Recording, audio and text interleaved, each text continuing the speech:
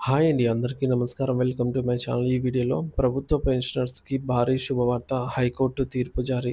దీనికి సంబంధించిన పూర్తి వివరాలైతే వీడియోలో తెలుసుకుందాము. వీడియోనైతే ఎక్కడ గాని స్కిప్ చేయకుండా ఎండ్ వరకు చూసేయండి. అప్పుడే ఇన్ఫర్మేషన్ పూర్తిగా అర్థమవుతుంది.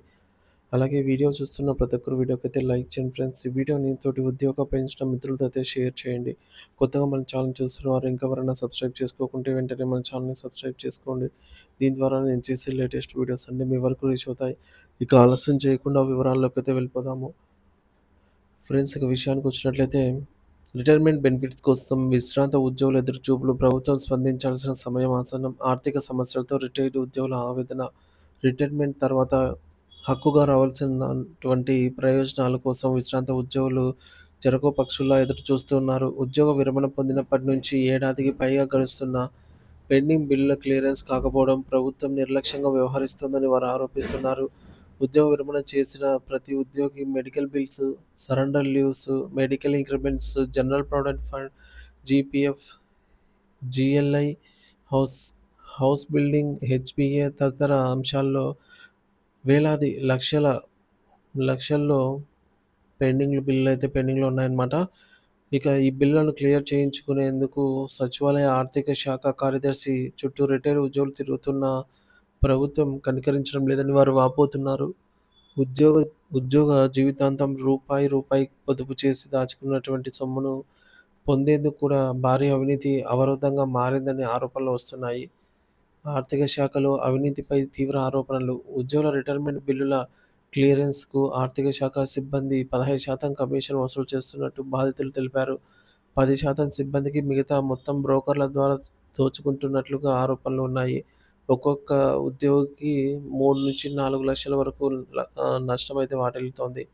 ఈ అవినీతి వ్యవస్థ నుంచి బయటపడేందుకు కొందరు ఉద్యోగులు 10,000-15,000 ఖర్చు చేసి హైకోర్టును ఆశ్రయిస్తున్నారు. ఇప్పటికే చాలామంది రిటైర్డ్ ఉద్యోగులు కోర్టుల ద్వారా తమ బిల్లులను పొందుతున్నారు. ఉద్యోగ విరమణ గణాంకాలు పెరిగిన బాధితుల సంఖ్య. ప్రస్తుతం ఆంధ్రప్రదేశ్‌లో 3.59 లక్షల మంది ప్రభుత్వ ఉద్యోగులున్నారు.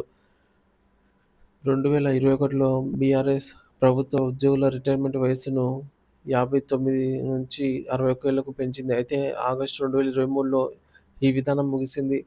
2024 డిసెంబర్ 31 నాటికి 7,995 మంది ఉద్యోగులు రిటైర్ అయ్యారు. 2025లో 963 మంది ఉద్యోగ విరమణ చేయనున్నారు. అలాగే ఒక్కొక్క ఉద్యోగికి 35-75 లక్షల వరకు బకాయిల రూపంలో చెల్లించాల్సి ఉంది. మొత్తం రిటైర్మెంట్ బకాయిల అమౌంటే మూడు ము 3,500 కోట్ల నుంచి 4,000 కోట్ల వరకు ఉంటున్నట్లు అంచనా. ఈ యొక్క హక్కుగా రావాల్సినటువంటి బెనిఫిట్స్ కోసం హైకోర్టు కలుగజేసుకున్న పరిస్థితి.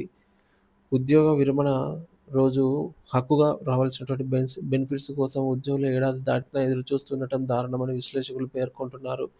ఇప్పటికే 2,200 కోట్ల వరకు ప్రభుత్వానికి పెండింగ్‌లో ఉన్నాయి. 15 నెలలు గడిచినా బిల్లులు క్లియర్ కాకపోవడంతో ప్రభుత్వ నిర్లక్ష్యం, ఆర్థిక శాఖ అవినీతిపై కొందరు హైకోర్టును ఆశ్రయించారు. హైకోర్టు కీలక ఆదేశాలు. 6 వారాల్లో బకాయిలు చెల్లించాలి. విచారణ చేపట్టిన హైకోర్టు 6 వారాల్లోగా వడ్డీతో సహా విశ్రాంత ఉద్యోగుల బకాయిలు చెల్లించాలని ప్రభుత్వానికి స్పష్టమైన ఆదేశాలు జారీ చేసింది. ఇప్పటికైనా ప్రభుత్వం ఉద్యోగుల ఆర్థిక బాధలను పరిగణలోకి తీసుకొని హక్కుగా రావాల్సిన రిటైర్మెంట్ బెనిఫిట్స్, పెండింగ్ బిల్లులను వెంటనే విడుదల చేయాలి. లేని పక్షంలో విశ్రాంత ఉద్యోగులు మరింత ఉధృతంగా ఆందోళనకు దిగే అవకాశం ఉంది.